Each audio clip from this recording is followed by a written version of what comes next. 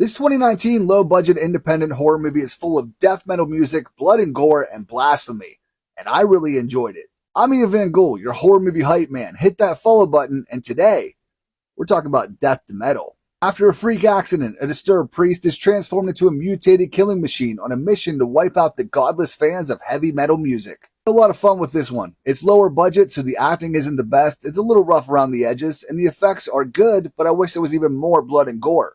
It has some pretty comical moments, and I was hooked from the opening scene. It didn't disappoint. Overall, it's not the best heavy metal slasher out there, but it's still worth checking out if that's something that you're into. It's streaming on Tubi right now. If you've seen Death to Metal, then let me know what you think of it in the comments. But thanks for watching. I'll see you next time. Shudder is getting the Spanish film Sleep Tight on the 22nd of July, and man, I am excited for people to watch this one. The film follows Caesar, a man who works as an apartment concierge and becomes obsessed with the woman who lives there. Now, this is more of a psychological thriller than anything, but damn, the director, Jaume Balaguero, who is known for directing some of the Rec films actually, does a great job at creating this like claustrophobic space, go figure. And he also does a great job at just making you feel kind of dirty with some of the shit that Caesar does to this poor girl who is just honestly just trying to live her best life. It's truly an uncomfortable experience, and like I said, I just can't wait for people to watch this one.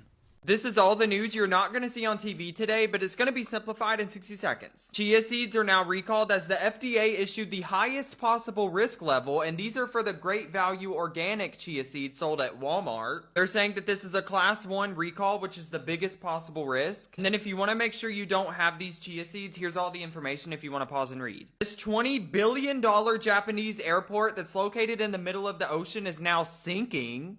Okay. So the airport is obviously built in the middle of the ocean, but they're saying that they're expecting it to sink another 13 feet by 2056. Maybe we shouldn't build airports in the middle of the ocean. Americans are now starting to ditch their smartphones and they're getting dumb devices instead to avoid zombie mode. Basically, zombie mode is just whenever you're on your phone too much and you don't know what's happening around you, but Americans are now starting to get these dumb phones, basically phones that don't have apps on them, so you no longer look at stuff. Scientists have now discovered 3 different ancient shark species in the southern US, which is crazy. They're saying that they're identifying these new shark species after finding fossils in Kentucky and Alabama, which is like the only thing that comes out of those 2 states. Scientists have also discovered an alien new species with 20 arms lurking in the deep Antarctic Ocean. Basically, they're calling this thing the strawberry feather star, and then this is what it looks like. Oh, and this is how big they get. I give you these daily roundups every day, so make sure you add me and come back to me tomorrow. Vagabond is going to be getting an anime adaptation. This is insane. So it's just been confirmed that Studio 4-Pitch, the studio responsible for putting out the hit series Arcane League of Legends, has expressed great interest in wanting to adapt the Vagabond manga into an anime. Being asked the question, if you could adapt any manga into animation, which one would you like to make with your team? And Chanu, the co-founder of the studio, replied with saying, that's a tough question. The first adaptation that comes to my mind would be Vagabond by Takehiko Inoue. It's a masterpiece with incredible depth, stunning artwork, and that would be very fascinating to bring to life in animation. I can tell you right now, bro, if they actually gave Vagabond a faithful adaptation, which it most likely would because it wouldn't be a long-running weekly, it would be seasonal like Arcane, you can best believe that they would cook with this. Now, yes, I do understand that the art style of Vagabond is very hard to capture, and I'm not saying like they're gonna make it as good as the manga, because let's be honest, it's really hard to replicate that level of art. But regardless, this is still very hype, and I am looking forward to this when it happens. The body of Jay Slater has been found according to Spanish police. It's just been announced that a body has been found in the search for the missing teenager Jay Slater, who vanished in Tenerife while on holiday around a month ago. Now, the disappearance of Jay Slater has been the subject of much controversy online. Jay had apparently been involved in a vicious attack on another male some time ago. Lots of people online have been coming up with conspiracy theories about the teenager's disappearance. The 19-year-old from Lancashire was last seen alive on the 17th of June. Now, if you don't know of the case of Jay Slater, my friend True Crime Caitlin did a really good summary of the case so far. Please go over to her page and check that out if you haven't already seen it or if you're not familiar with the case. Jay was working as an apprentice bricklayer and had been on a lad's holiday when he went missing. The Spanish police are reportedly awaiting full formal identification. However, they state that they do believe that the body they found is that of Jay. They obviously cannot say for certain yet what the actual cause of death is. However, at this point, they are stating that they think it's likely he was killed accidentally from something like a fall. There's a certain point within the character Longlegs that his persona shifts from being this like creepy, violent person that's almost over the top to becoming an uncomfortable presence that you just cannot shake off. And that's when this film truly becomes something special. No, I will say this is not my favorite horror film of the year, but it's definitely close, and that's mainly due to Nicolas Cage's unhinged performance. His look was definitely overhyped when it came to the marketing, but that's just like a small detail. Because director Oz Perkins does accomplish something amazing here. The way he frames both his storylines fits not only in like an aesthetically pleasing manner, with the ratios and the filters, but it creates this like suffocating tension that in a way it's almost manipulative, because the viewers are forced to scan the background due to the framing, and there isn't always something there. Or is there?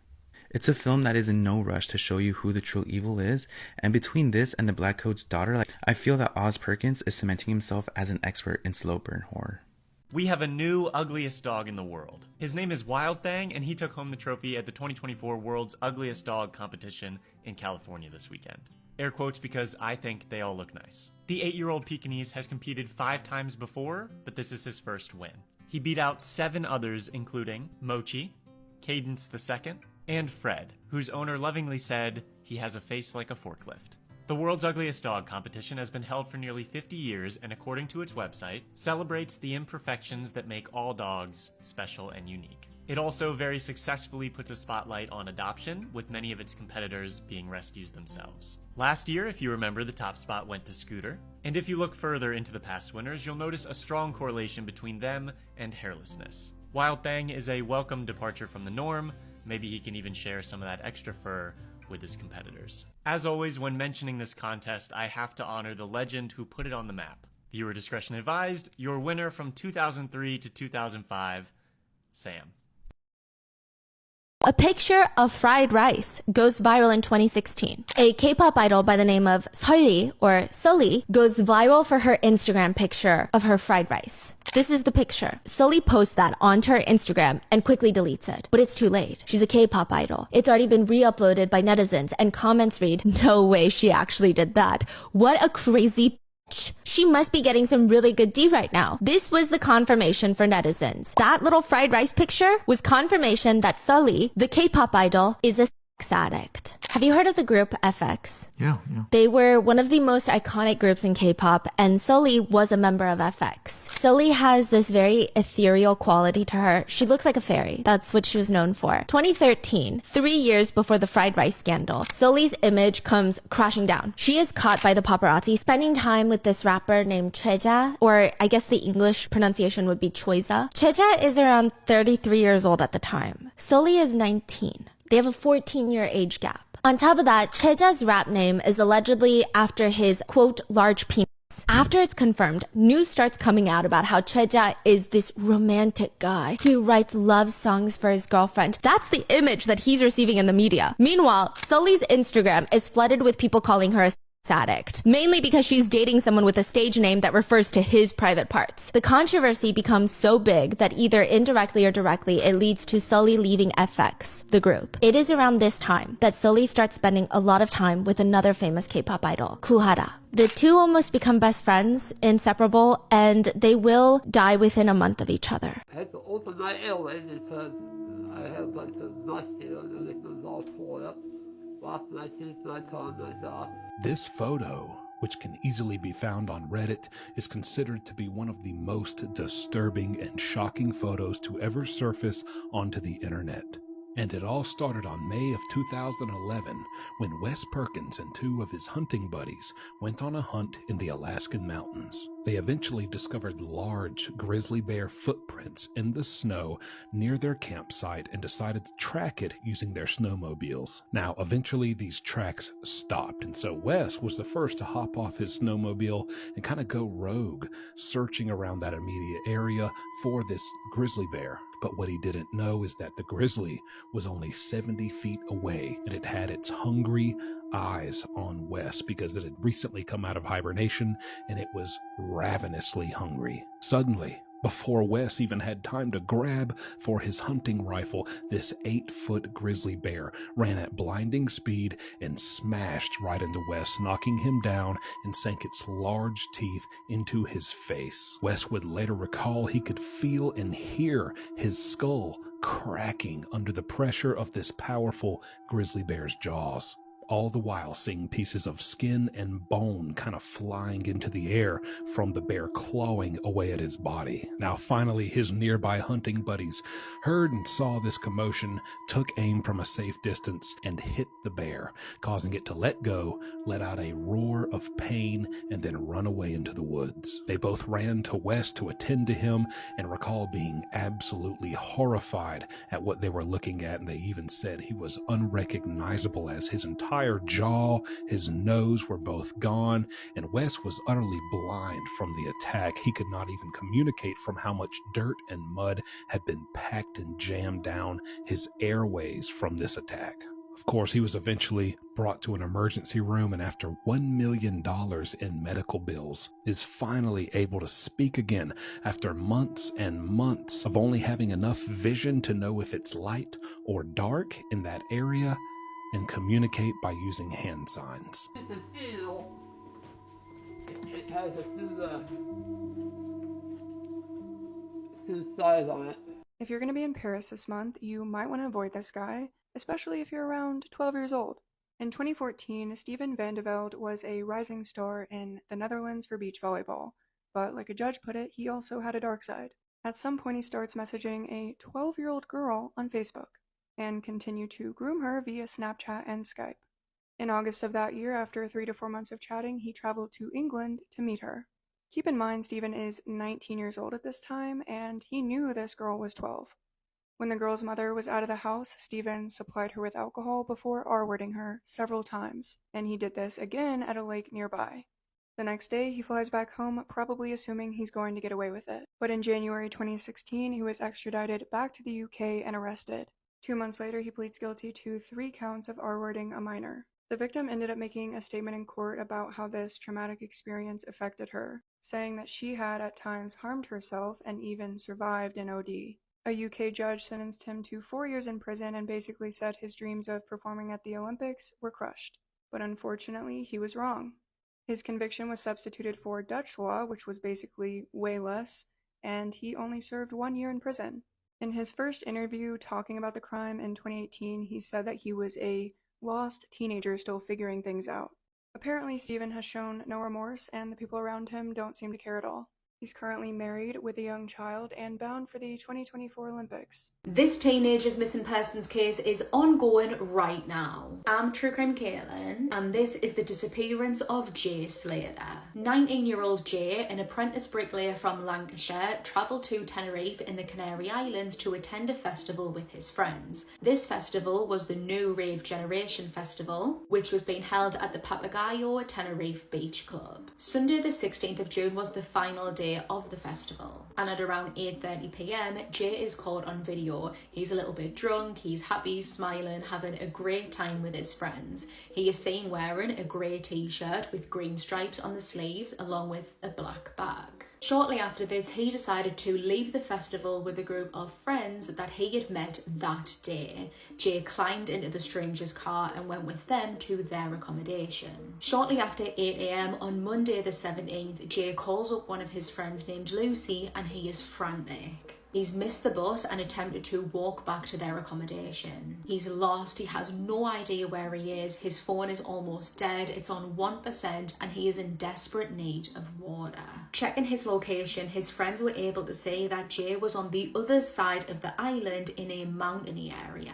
It would have taken him 10 to 11 hours to walk from that location back to his accommodation. The mountains are situated in rural Detino, which does contain some popular hiking trails. Shortly after this, Jay was reported missing to the Tenerife police by his friends. His mum and stepdad back at home in England would be awoken by the sound of police knocking on their door, the officers delivering the heartbreaking and terrifying news that their son was missing. Mother Debbie and older brother Zach went on the next available flight out to Tenerife to aid in the search. Tenerife police have and are conducting extensive searches of the mountains to try and find Jay, including enlisting the help of mountain rescue and the use of helicopters. When Jay went missing, the temperature was up to 26 degrees, so some people believe that he may have made his way to the coast in order to get a drink.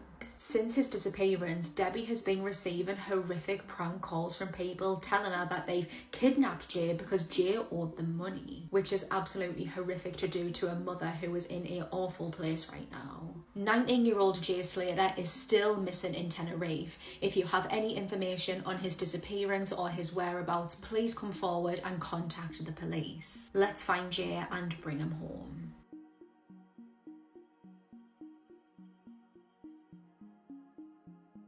This serial killer had the idea to take his daughter to a very nice concert. The only problem is security knows he's there, but they don't know what he looks like. The trailer shows us this man taking his daughter to an Eras Tour style concert, but the dad quickly notices that security is really beefed up and he sees tons and tons of cop cars outside of the building. He asks one of the merch dealers, like, hey, what's the deal with all the police? And they say, hey, don't tell anybody, but I hear that the butcher is here, and the cops know that he's here, and they're gonna try to find him. They're not letting anybody leave this building without vetting to see if it's him. To which we see the dad look down on his phone, and he has the live feed of people that he has in his basement. The name of the movie is Trap, and it's by M. Night Shyamalan. It's coming out this August, I believe. And we know that he loves to have his plot twists, right? So this can't be the only thing that's gonna happen in the movie. Because if it was the only thing, I don't think it would show us in the actual trailer, obviously. The trailer's really funny too. It keeps teasing the idea of like, your daughter's gonna remember this day forever. She's so happy that you took her here. You got her floor seats to her favorite artist. But in reality, the reason why this is gonna be so memorable for her is because her daddy is about to get busted as a serial killer. It really does kind of feel like fan fiction. Like, Harry Styles kidnapped me, took me to an island. My dad took me to the Eras Tour, and then he was the hash-slinging slasher. Like, what the hell? This religion shows you how to acquire supernatural powers by mountains, and many religions are believed to be close to the divine, a source of spiritual inspiration,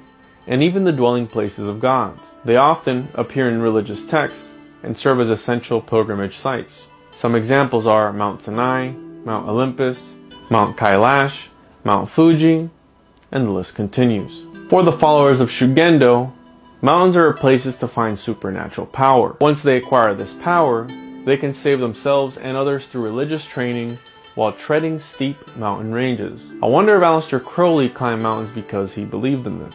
Shugendo translates to the path of training and testing, or the way to spiritual power through discipline. It combines various beliefs and practices from local folk traditions, Shinto mountain worship, and Buddhism. It began in Japan's Nara period during the 7th century. Practitioners known as Shugenja believe they can obtain the power to fly, walk on swords, become invisible, and enter boiling water.